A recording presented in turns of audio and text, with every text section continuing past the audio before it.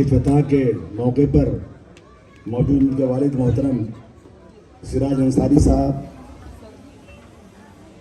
गैसुद्दीन साहब, अब्दुल्ला भाई, फ़हाद अहमद साहब, फ़हाद आज़मी साहब, सईद भाई सर, हमारे दोस्त बहुत अच्छे अनाउंसर आफ्ताब आलम साहब, बिस्सी वाली खाला, इल्तिजा हुसैन साहब, आसिफ साहब,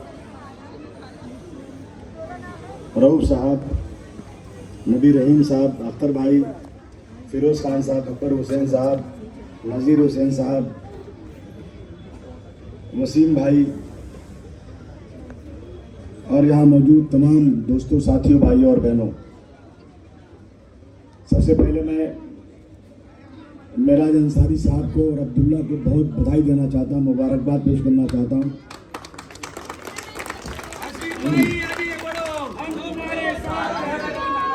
और इसलिए मुबारकबाद इसलिए देना चाहता हूँ कि हम सत्ता में नहीं हैं, हम संघर्ष वाले लोग हैं। लोग सत्ता पार्टी के पास जाकर तलवे चाटते हैं, लेकिन विपक्ष में रहकर सरकार की आंख में आंख डालने की बात करने की हिम्मत बहुत कम लोगों में होती है।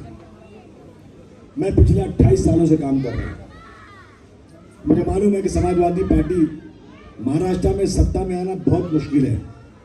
हम यूपी में बहुत बड़ी पार्टी है, लेकिन महाराष्ट्र में संघर्ष कर रहे हैं। लेकिन किसी के आगे घुटने टेक करके तलवा नहीं चाटेंगे, ये हमारा बिल्कुल संकल्प है कि हम आंख में आंख डाल कर बात करेंगे। जब मैंने 95 में पार्टी शुरू किया था तो मैं जेल से छूट के आया था एक झूठे केस में। मेरा गला से खराब बहुत है, मैं बीमार हूँ थोड़ा। तो मैंने राजनीति इसलिए शुरू की थी कि मैं जुल्म के खिलाफ आवाज लगाऊंगा। मैं इलेक्शन नहीं लड़ा और मैंने हर मंच पे ये कहा था कि मैं इलेक्शन लड़ूंगा नहीं, लोगों को लड़ाऊंगा। लेकिन पीछे रह के अपना व्यापार, अपना बिजनेस करते हुए मैं इन फिरकापरस्तों की आंख में आंख डालकर मैं इनको नंगा करूंगा, इनके जुल्म के खिलाफ।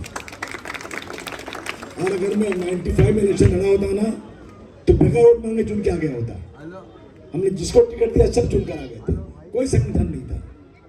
लेकिन जो लोग हमारे साथ चले थे वो बेचारे सत्ता की लालच में हमारा साथ छोड़ के चले गए। हमारी कोई गलती नहीं है, हमारी कोई आइडियोलॉजी बदली नहीं हुई, लेकिन सिर्फ सत्ता की लालच में पार्टी छोड़ के चले गए। जब मेरे पास मेराज आए ना तो मैंने इनसे भी कहा कि देखो, अगर साथ रहना है ना तो फेविकॉल की तरह हाथ चिपका दो, साले को हाथ छूटने ना पड़े। तुमको काम करने का पूरा मौका दिया जाएगा, कहीं भी आपको पीछे नहीं रखा जाएगा। तो इनको हमने राम मनोहर लोहिया के नाम पर एक योजना सभा है, लोहिया वाहिनी। यूपी में लोग इस पोस्ट के लिए कितनी जगह भागते हैं। मुझे कम से कम 50 लोगों का फोन आता है, आसिम भाई मुझे लोहिया वाहिनी में छोटा सा पद दिला दीजिए, मुझे योजना सभा में छोटा सा पद दिला दीजिए। और हमने इनको पार्टी में आते ही पूरे मुंबई प्रदेश का जो मैं प्रेसिडेंट हूँ बेसिक का, तो मैंने लोहिया वाहिनी का इनको प्रेसिडेंट बना दिया पूरे मुंबई का। अगर आप किसी गली में जाएंगे तो आपको यूपी के लोग बहुत मिलेंगे। बस्ती, गोंडा, बहराइच और वो सिद्धार्थनगर, कितनी जगह हैं, बहुत लोग मिलेंगे। अगर मेराज अब्दुल्ला ने मिलकर पूरे मुंबई में मेहनत किया ना तो इंशाअल्लाह समाजवादी पार्टी इनकी मदद से बहुत बढ़ेगी, मुझे पूरी उम्मीद है इस बात। दोस्तों, मुल्क के हालात बहुत खराब है। अभी हमारी बहस हो रही थी हाउस में रिजर्वेशन के ऊपर कि मुसलमानों को रिजर्वेशन दिया जाए। मैं पढ़ रहा था कि 1936 में जब अंग्रेजों का जमाना था तो पसमानदा मुसलमान, गरीब मुसलमान जो फिनेंशियल तकलीफ में थे, ऐसे मुसलमानों को एक साइमन कमीशन बना, उसमें 35% रिजर्वेशन दिया था। 100 में 35 रिजर्वेशन। जैसे देश आजाद हुए, हमारे पहले प्रधानमंत्री जवाहरलाल नेहरू साहब, हमारे पहले होम मिनिस्टर सरदार वल्लभ भाई पटेल साहब, ये लोग गए प्रेसिडेंट के पास। ये क्या हो रहा है इसमें, आवाज कैसे आ रही है? वो दे देना माइक में। ये लोग गए, हेलो, ये एक लेटर लिख के गए उस वक्त डॉक्टर राजेंद्र प्रसाद के पास, जो सदर जमहूरियत थे, प्रेसिडेंट थे हिंदुस्तान के पहले, उनको लिख के दिया कि अगर हिंदुस्तान में रिजर्वेशन किसी को मिलेगा तो सिर्फ और सिर्फ हिंदू को मिलेगा, बाकी किसी को रिजर्वेशन नहीं मिल सकता। ये लिख के लेटर दिया और उसी दिन से मुसलमानों का रिजर्वेशन खत्म हो गया। सरदार जी का खत्म हो गया, ईसाइयों का खत्म हो गया, लेकिन सिख भाइयों ने लड़ाई लड़के अपना रिजर्वेशन वापस ले लिया। लेकिन आज तक मुसलमानों को और ईसाइयों को रिजर्वेशन नहीं मिला। हमको दूध की मक्खी की तरह निकाल के फेंक दिया गया। जिनको रिजर्वेशन मिलता है फायदा क्या होता मालूम है आपको? उनके बच्चों को फ्री रहने का घर मिलता है, हॉस्टल मिलता है, उनके बच्चों को फ्री खाना मिलता है, उनके बच्चों को फ्री पढ़ाई होती है। मैं नागपुर गया था, एक दिन मैंने वहां की टीचर्स की मीटिंग बुलाई थी डिस्कस करने के लिए, तो टीचर लोग 1 घंटे लेट आए। मैंने कहा जनाब आपने मेरा एक घंटा टाइम खराब कर दिया। उन्होंने कहा आसिफ भाई क्या करें, हमारे यहाँ स्कूल के सब बच्चों का पेट खराब हो गया। क्या हो गया? बोले ओवर ईटिंग कर दिया इन्होंने। बोले सबने कर लिया? बोले हाँ, इनको अंडा मिलता है, दूध मिलता है, और चीज मिलती है, ये सब गांव से आए थे बेचारे, दबा के खा लिए, सब बीमार हो गए। हमारे को कुछ नहीं मिलना है।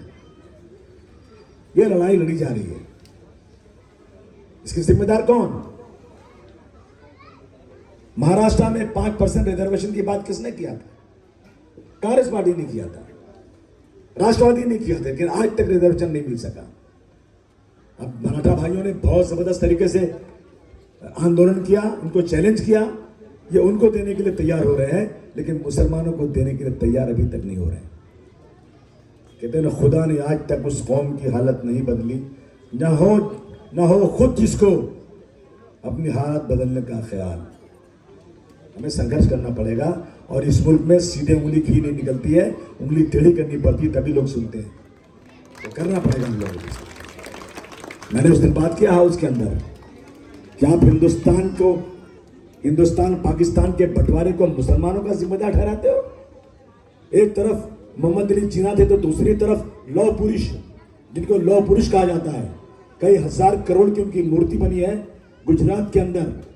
डॉक्टर वल्लभ भाई पटेल, सरदार वल्लभ भाई पटेल, जवाहरलाल नेहरू, गांधी जी, मौलाना अबुल कलाम आजाद, कैसे देश का बंटवारा हो गया? जानबूझ करके हिंदू देश का बंटवारा किया, और जो बड़े लोग थे, जमींदार थे, क्रीमी लेवल थे, वो सब हिंदुस्तान छोड़ के चले गए और गरीबों को यहां छोड़ के चले गए। आज हमारी हालत क्या है? जो चाहे हमको गाली देके चला जाए। मेरी मस्जिद के सामने आकर के आप डीजे बजा रहे, मैं हाथ जोड़ रहा हूं, भाई साहब नमाज हो रही, प्लीज डीजे मत बजाइए, तो कहते हो तुम नमाज बंद कर दो। कौन सी गलती किया हमने? अरे हम ही हैं जिन्होंने इस देश की आजादी के लिए लड़ाई लड़ी थी, और वो लोग जो इस देश की आजादी के खिलाफ अंग्रेजों के साथ खड़े थे, उनके तलवे चाटते थे, आज उनकी औलादें बैठ गई आकर के सत्ता में और मुसलमानों को जबरदस्ती बदनाम करने की कोशिश कर रही है। हमें लड़ाई लड़नी पड़ेगी, रहना यहीं पे, अब जाना नहीं है। कहते हैं फकत शोर मचाने से क्या होगा? अब फकत शोर मचाने से कुछ नहीं होगा, सिर्फ होठों को हिलाने से कुछ नहीं होगा। जिंदगी के लिए बेमौत मरते ही क्यों हो, और अहले ईमान हो तो शैतान से डरते क्यों हो? अहले ईमान हो तो शैतान से डरते क्यों हो? तुम भी महफूज कहां अपने ठिकाने पे हो, बाद महफूज बाद इखलाक तुम्ही लोग निशाने पे हो। सारे गम सारे झगड़े मिटा के उठो, हाथ जोड़ता हूं। सारे गम सारे झगड़े मिटा के उठो, दुश्मनी जो भी आपस में भुला के उठो। ऐ मुसलमानों, अब एक ना हो पाए तो मिट जाओगे। अब अगर एक ना हो पाए तो मिट जाओगे, तुम भी खुश पत्तों की तरह बिखर जाओगे। ये पैगाम है, इससे मैं कहना चाहता हूं दोस्तों, ये देश हिंदू और मुसलमानों का देश था। हिंदू और मुसलमानों ने मिलकर लड़ाई लड़ी आपस की, कंधे से कंधा मिलाकर लड़ाई लड़ी, लेकिन 15 अगस्त 1947 को वो हिंदू और मुसलमान आपस में दुश्मन बन गए, क्योंकि हिंदुओं के लिए हिंदुस्तान बन गया और मुसलमानों के लिए पाकिस्तान बन गया। कहते कहीं भी छोड़कर अपनी जमीन नहीं जाते, हमें बुलाती है दुनिया, हम ही नहीं जाते। उन मुहाजिरों से अच्छे तो ये परिंदे हैं, शिकार होते हैं लेकिन कहीं नहीं जाते। हालात बहुत खराब है। 2014 के बाद जो सत्ता में बैठे हैं ना, उनका एक सपना है कि मुसलमानों को निकाल देंगे इस देश से, और हम सोए हुए हैं। सबसे पहले मैं आज गोंडी के लोगों से कहना चाहता हूं कि हमें इस देश में हिंदू मुस्लिम की एकता को रखना है। हुजूर सल्लल्लाहु अलैहि वसल्लम ने फरमाया कि अगर अल्लाह ताला ने तुमको इतना खाना दिया है कि तुम अपना पेट भर सकते हो और तुम्हारा पड़ोसी भूखा है, ये नहीं कहा कि तुम्हारा पड़ोसी मुसलमान, तुम्हारा पड़ोसी कोई भी हो, अगर भूखा है और तुमने अकेले खाना खा लिया तो तुम मुसलमान नहीं हो, ये कहा है। हमें इसका ख्याल करना है कि नहीं करना है? गोंडी के मुसलमानों, एक तरफ वो लोग जो सत्ता में बैठे हैं हमें हिंदू भाइयों से लड़ाकर राजनीति करना चाहते हैं। आओ हम तय करें आज से कि मेरा पड़ोसी अगर हिंदू है, उसे रात को खून की जरूरत पड़ेगी तो हम अपने बदन का आखिरी खतरा भी देकर उसको बचाएंगे, क्योंकि हमें रसूलुल्लाह ने फरमाया है। जब रसूलुल्लाह के लिए जान देने को तैयार हो तो उनके कहने को ही मान जाओ, इंशाअल्लाह मामला बदल जाएगा। हालत बहुत खराब है, अभी गोंडी में बहुत कुछ नहीं हुआ है। हमें शर्म आती है अगर आप कहते हैं कि गोंडी सुधर गया, अभी बहुत सुधरना बाकी है।